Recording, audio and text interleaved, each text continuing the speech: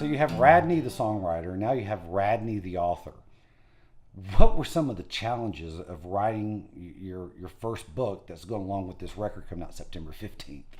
It's the first time I've ever written a book, so that there's a challenge to that. You know, there's 10 songs on the record, and there's a short story to go with each song on the record. Song's a snapshot. It's just a little photograph as a moment in time, most of the time, even when it's a story song, or it's a bunch of little photographs strung together. And so what I tried to do is make a full movie out of those.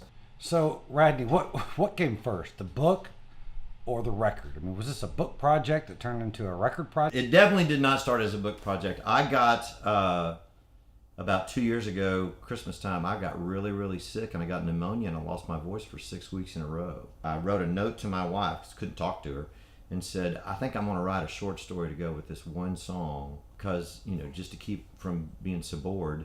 And she wrote down and said, good, because you're driving me crazy. and so I wrote this one first short story and I handed it to her with a lot of fear and trepidation.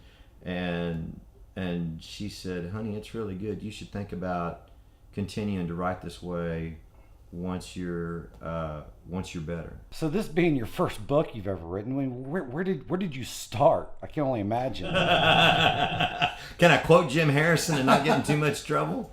He said, start on page 1 and write like a son of a bitch. You know, I think that's what I did.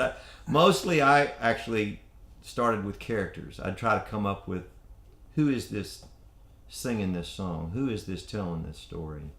You know, who's the main character? The songs were there, and then you went back behind it and then wrote all but 2 of them. 2 of the songs, 2 of the stories. I wrote the story first, and then I wrote the song afterwards.